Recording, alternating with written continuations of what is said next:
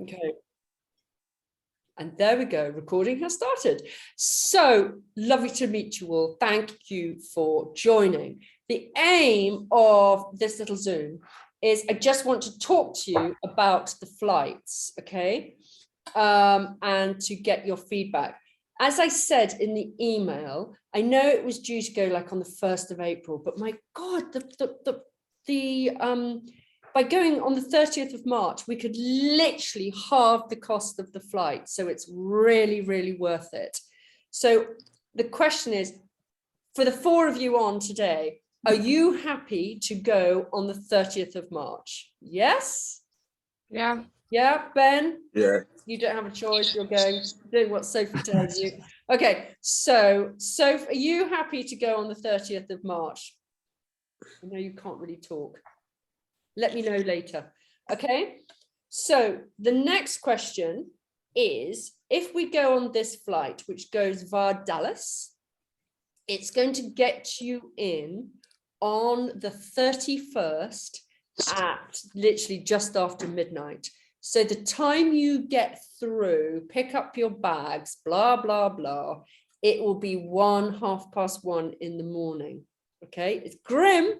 It's utterly grim. There is no denying it. So you have a choice, okay? And I don't want to make that decision for you. And we're going on, it's going to be a vote out of the current 6 of you. You're going to set the precedent. You can either arrive by the time you collected your bags, 1:30 in the morning. You can then walk to the internal airport, internal flight terminal, which is all part of the same thing. The airport is open all through the night, so the cafes will be open, etc., and just chill at the airport until the 5:36 a.m. flight. Actually, what is the 5 a.m. flight? It goes at 5:40 in the morning. Okay, so that's literally only 3 hours of fiddling about, of hanging around before you then have to go and do the passport control, which will be at, if it leaves at 5:40, 4:40, it will be about 4 in the morning. And you just keep on going. And then you get to Cusco, and then you've got all day in your new home where you can sleep. Okay, that's option A. Option B is that we book you into you leave the airport, you go to a hotel, you check in, have a shower, try and get some sleep, and then come back to the hotel, and we put you on a kind of 11 a.m. midday flight to Cusco. Which, out of the 4 of you, would you rather do? Okay, thumbs up to plan A, just going for it all through the night. Yeah, fuck it, why not? Just go for it. Okay, right, you're going. Personally, I would do that. It's just jogged. You won't actually know what time of day it is because of the time difference. You're just going to sleep on the airplane, have a few drinks, relax, and I promise you, when you get to the other end, you can collapse. Okay, so that is what you're doing. You're all going to book that ticket all the way through. Now, the next decision you have got to make is, and you don't need to decide this now, but I want you to think about it, is the flight that we're going to get you with American Airlines, you can be redated and rerouted when you're in Peru.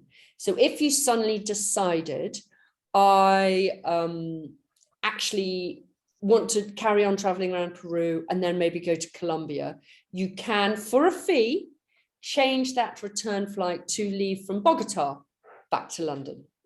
Okay, so that is an option. But if you know now that you want to spend another month, another couple of weeks traveling independently after the program in Peru, then book your return flight to the date you want. Okay, I'm very happy for you to do that. So Flori, do you want to independently travel after Peru? What's your thoughts? Yeah, I think I'm just gonna go home, probably. Fine. Yeah. Okay, in that case, Flori, you are going to book your return flight as scripted and that return internal flight to get you back to Cusco in time. Okay, that's you sorted. Sasha and Ben, what are your feelings? I don't think my place of work would be all too happy if I left for 2 months, to be honest. Okay, so you're coming straight back. Okay, Yeah. so you're booking that flight schedule. Sasha, what are you doing? Yeah, I'm probably going to stay out for a little bit longer, but I haven't really decided where I'm going to go or what I'm going to do. So, yeah. Okay, well, in that case, you might want to just book your return. Don't book your Cusco to Lima flight. Don't book that return leg. And maybe just book your return from Peru a couple of weeks later. Yeah. A month later. But the vital thing is you have to arrive in Peru with your flight out of Peru. Okay. Okay, that is absolutely critical. All right. Okay, so that is that. Sash, we can't, Sophie, we can't actually speak to you because I think you're at work or, you know, you're on silent, so that's fine. You can let me know. I know you'll be doing something with maybe with Luke, but in essence, that's what I want you to all start thinking about. Okay, dokes. So at the moment we've got 6 booked, possibly 7. I would imagine that the maximum number is 12. I would imagine by the time we go, there'll be about 10 of you. That's what happened last time. It is a really off-grid experience. I mean, our first group is there now. And I've got my son who's just tootling around Peru, as far as I can see, not doing anything very interesting. And it's all a bit disappointing. Whereas you guys are going to go right into the heart of the Sacred Valley. You are going to go and meet communities and people that are just so just local and wonderful and so pleased to kind of meet you and share their vibe and share their culture. It is really going to be an experience. And going on some of these treks. So the first week is all settling in, getting used to the altitude, working in the community farm, which you'll see, because the diet, Peruvian diet, especially up high in the Andes, is very kind of potato led, so very starch led. So this is like giving them a kind of diverse diet. The second week, which the group are doing now, is all about trekking and going its archaeological sites. And my God, get your trekking boots on, because you are off high altitude into all these primitive places, really not primitive, remote places. So you are going to see some amazing things. Week 3, it's back to more community and going high to live with the potato farmers high in the Andes for more of a cultural interaction. And then week 4, you'll be ready for the 4-day Machu Picchu trek. So yes, you are based in the Sacred Valley, but you are seeing so much more than a tourist, and my son is getting to see. It's so frustrating. Anyway, it is going to be fabulous. At the weekends, it's very easy. The group last weekend, their first weekend, they whipped into Cusco. It's only an hour and a half away for some bright lights. So that is seemingly easy to do. So getting you organized, what I need you to do is take the kit list very seriously. It's all about layers, and more layers. If any of you have skied before, think skiing, think thermals, think fleeces, think little those Uniqlo puffer jackets, you know, anything like that, because you could get all seasons in one day. It can go from hot, cold, rainy, snowy, in the matter of minutes. So be prepared. Shoes, kind of really good, comfortable trekking shoes. I'm not saying you really need a pair of hardcore walking boots. I would be taking some of those, the equivalent of the Salomon speed cross trainers, which are really got a grippy sole, really sturdy, that type of shoe. So think footwear, okay? Think hikes, not particularly even ground, lots of long hikes, so they're going to be comfy, okay? The accommodation is really, really nice. The accommodation is you're living in Kolka, which is a sweet little town in the valley of the Sacred Valley. You're living with host families. So there's 2 host families that we use. We'll divide you up kind of closer to the time. Everyone has their own room, so it's very civilized. It's very basic. You've got a bed, you've got a wardrobe, chair, but it's clean, lovely, hot water, and the families, the Peruvian families, literally love you, bend over backwards. They don't speak much English, but for somehow you managed to get round this.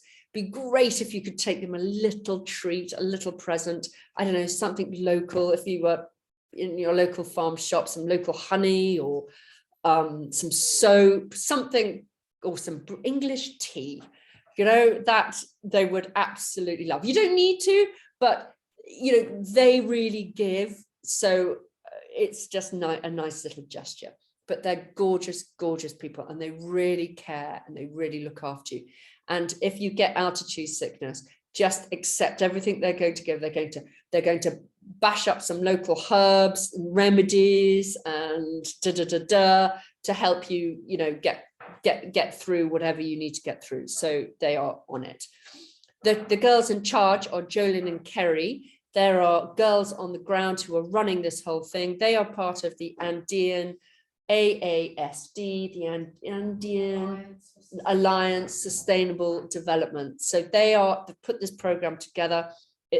That NGO is responsible for all the development projects in this particular area. So they are a very dynamic crew. So you will learn a lot, see local development actually happening in real time, and you'll love it. Okay, so any questions from me at this point? Yeah, okay. Money, please take a debit card, a Monzo card, Revolut, Starling, I think. Yes, we heard about Starling. Whatever card you take, Monzo, Revolut or Starling, please take your debit card too. Okay, there are ATMs everywhere to get the local currency out, but it's always worth traveling. I always recommend you have $100 cash on you for emergencies. Okie dokes. We will go through other things closer to the time. So, last minute kind of packing bags and but I just wanted to really hammer home today the flights. So I know what you know what you've got to do. And after this meeting this afternoon, I'm going to send you the mother of all emails with your flight instructions, your insurance instructions, so you can then officially get on with it. Okie dokes. Have you already sent us the packing list, or is that what you're going to be sending us this afternoon? Yeah, no, I'm sending you a big email with your to-do list, and you're to go into your My Leap section of the website, where you will see under pre-departure information, you'll see the packing list. Okay, thank all you. I can hammer home is layers. But you can get you've got to go shopping crazy out there. Okay, you're really going to go mad with all the cultural stuff, the hats, the jumpers, the alpaca socks.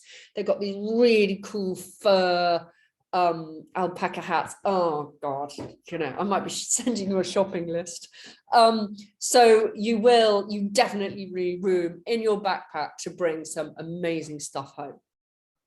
Throws, rugs, you know, Christ, your uni bedroom is going to be so decked out. Right, so that is all I really wanted to cover right now. Is there anything you want to cover at this stage? No? No? Okay. Sasha, Sorry. At the end of this meeting, can I have a little chat with you? Because I know that Sash definitely does want to travel on, and therefore we'll probably want to book the Bogota flight. So can I just chat to you about the flights? Yes, no problem. Okay. All right. Okay. Lovely. Right. Well, I'm going to close this down, stop the recording, but then Sash will carry on. Okay. Okay. All right. Look out for that email. It's coming later this afternoon. Okay. Thanks, Millie. Goodbye, all.